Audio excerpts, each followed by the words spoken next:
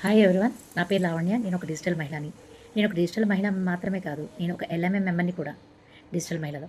First of all ఇంత మంచి ప్లాట్ఫామ్ని ఇచ్చిన డాక్టర్ ఆశ్లేష మేడం గారికి నేను హృదయపూర్వకంగా ధన్యవాదాలు తెలియజేసుకుంటున్నాను. ఎందుకంటే ఒక సాధారణ గృహిణి ఏమీ చేయలేము, ఇంటిలోనే ఉండటమేనా మా లైఫ్, ఎప్పుడు ప్రతిదానికి భర్త మీద కానీ లేదా తల్లిదండ్రుల మీద కూడా ఆధారపడటమే తప్ప మనకంటూ మనం ఒక పాకెట్ మనీ అర్న్ చేయడం అన్నది తెలియని వాళ్ళకి ఇది ఒక బెస్ట్ ప్లాట్ఫామ్ అండి. ఇంకొకటండి, ఇలా జాయిన్ అయ్యాము కదా అని చెప్పేసి వెంటనే మనీ వస్తుంది అన్నది కాదు. మనం ఖచ్చితంగా కష్టపడతాము అన్న వాళ్ళు మాత్రమే ఇది ఒక బెస్ట్ ప్లాట్ఫాము.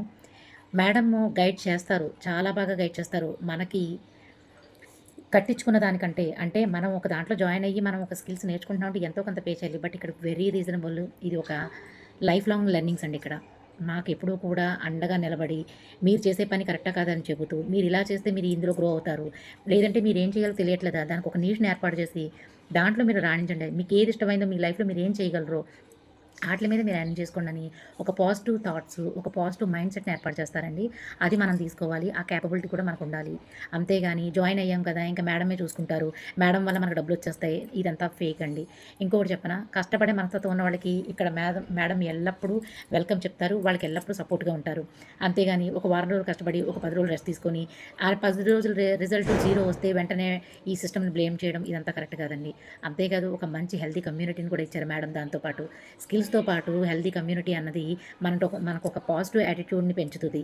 అంటే మనం చేసే పనిలో మనం ఎంత పాజిటివ్‌గా ఉన్నాము, మనం చేసే థాట్స్ కరెక్టేనా, మనకెప్పుడూ కూడా ఒక అకౌంటబిలిటీ పార్ట్నర్‌ని కూడా ఇస్తారు.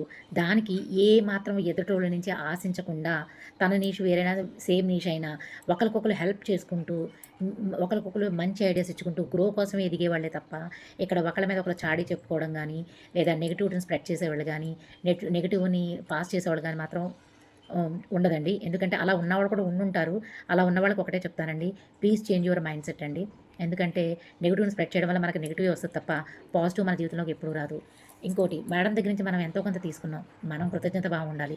కృతజ్ఞతా భావం లేని వాళ్ళ వ్యక్తికి వ్యక్తిత్వం లేనట్టే అని నేను చెప్తాను. ఎందుకంటే మనం కృతజ్ఞతగా ఉన్నప్పుడే ఒక గురువు మనకి ఏ రకంగా మనకు సహాయపడినా ఆ ఇన్‌స్టెంట్‌గా మనం కృతజ్ఞతగా ఉండడం కాదు, లైఫ్ లాంగ్ కృతజ్ఞతగా ఉండాలి. వాళ్ళ వల్లే కదా మనం ఈ స్టేజ్‌లో ఉన్నామన్నది మర్చిపోకూడదండి. ఇంకోటి, డిజిటల్ మహిళలో నేను జాయిన్ అయిన తర్వాత మనకొక అవార్డ్ అంటూ వస్తది. ఆ అవార్డ్ అన్నది ఎవరిస్తారు చెప్పండి? ఖచ్చితంగా ఈ అవార్డు కూడా ఇవ్వడం అన్నది ఒక నిజంగా గ్రేట్ అచీవ్‌మెంట్ అని చెప్తాను నేను.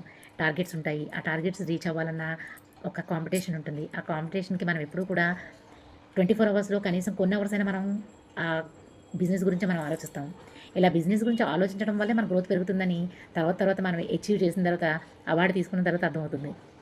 సో, ఎవరైతే మేడం దగ్గర నుంచి, మేడం దగ్గర డిజిటల్ మహిళ ద్వారా స్కిల్స్ నేర్చుకొని, ఇంప్లిమెంట్ చేసి, అది గ్రోత్ ఉపయోగించేలాగా ఉన్న వాళ్ళకి, హార్డ్ వర్క్ చేసే వాళ్ళకి మాత్రమే ఇది ఒక బెస్ట్ ప్లాట్‌ఫామ్ అండి.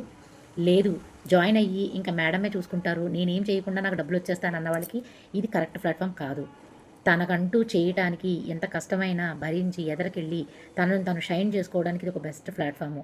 అలాగ ఉన్న వాళ్ళ మైండ్ సెట్ వాళ్ళకి మాత్రమే ప్లీజ్ ఇది కనెక్ట్ అవుతుందండి. అదర్‌వైజ్ నెగెటివ్ పీపుల్ ఎప్పుడూ ఉంటారు, ఎక్కడైనా ఉంటారు. పాజిటివ్, నెగెటివ్ పక్కనే ఉంటుంది. మంచి, చెడు పక్కనే ఉంటాయి.